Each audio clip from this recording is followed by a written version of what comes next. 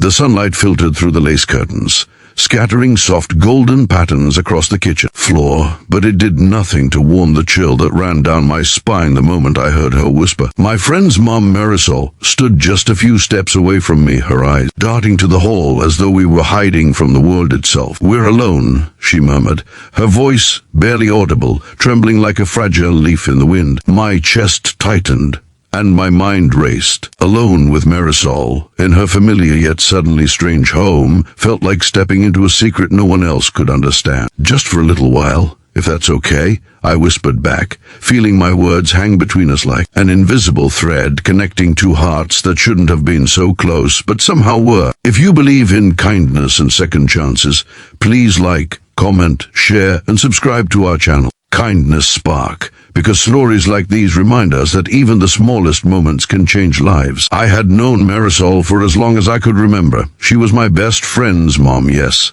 But over the years, she had become a quiet anchor in my life, someone I turned to when the world felt impossibly heavy. Her house was a small, sunlit sanctuary on the edge of Maplewood, with plants that grew untamed in the corners and the faint scent of vanilla that always lingered in the air.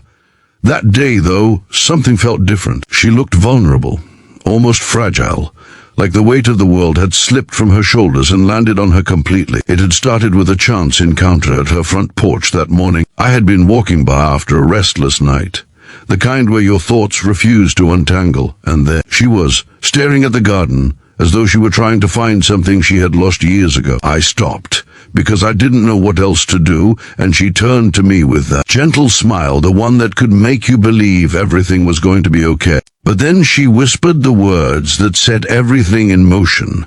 "We're alone." The truth was, we weren't supposed to be alone. Her daughter, my friend Leora, had gone to a weekend retreat, leaving the house eerily quiet. Normally, I would have left immediately, not wanting to intrude on Marisol's solitude.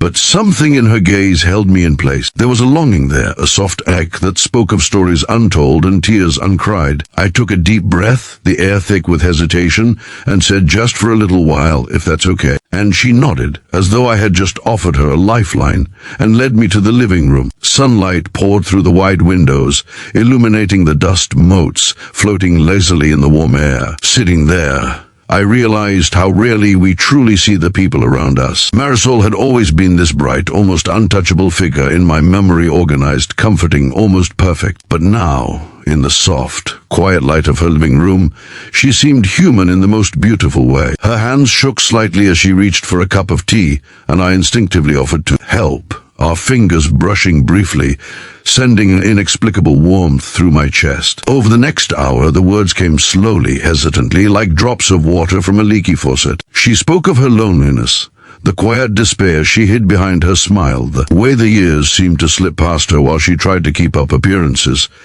I listened because that was all I could do, and I shared a little of myself too, my own doubts, my fears. The night I lay awake wondering if I was ever going to find my place in the world. There was no judgment, only understanding. And in that shared vulnerability, something shifted. We weren't just a friend's child and a mother anymore. We were two people, silently acknowledging the weight we carried and offering each other a momentary reprieve. The afternoon sunlight stretched across the floor, turning into long, gold-tinged shadows as the hours passed.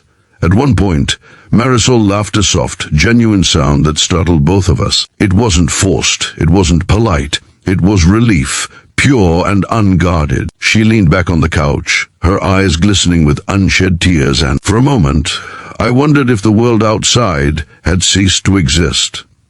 It was just us, alone yet not lonely. But life, as it always does, has a way of testing the fragile threads of peace we find. Marisol's phone rang abruptly, the shrill tone cutting through the delicate cocoon we had built. She answered reluctantly, her face falling as she listened. A medical test, long-feared result.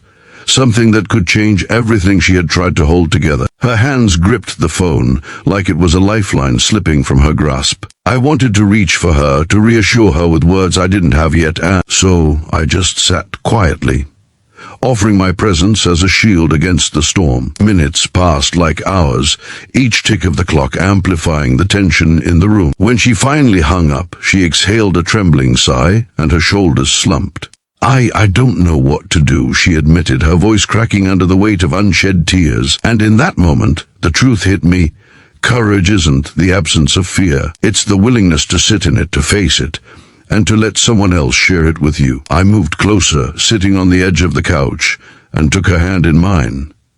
You don't have to face it alone, I said softly. Not today, not ever, if you don't want to. She looked at me then, really looked, and something unspoken passed between us. There was trust, there was hope, there was the fragile beginning of something neither of us had dared to name. The sun dipped lower, bathing the room in a honeyed glow. We talked about lighter things than memories of my friend's childhood, the small triumphs and embarrassments of life, the tiny joys that often go unnoticed. And as we talked, I realized that sometimes the most profound connections happen not in grand gestures or sweeping romances, but in the quiet acknowledgement of one another's humanity. Marisol shared a story of her youth, a tale of dreams deferred and a love she lost too soon. Her voice wavered, but there was a warmth to it, an honesty that made my chest ache with empathy. I told her about my own failures, the moments I had doubted myself, the times I had felt invisible in a world that demanded so much. We didn't fix each other, and we didn't have to. Just being there, fully present, was enough to start stitching the invisible wounds we carried. Hours passed, and the afternoon slowly surrendered to the soft light of early evening. Marisol's laughter returned, this time mingled with tears of release. She rested her head on my shoulder briefly, a fleeting, silent comfort that said more than words ever could. The clock ticked onward, but for a moment,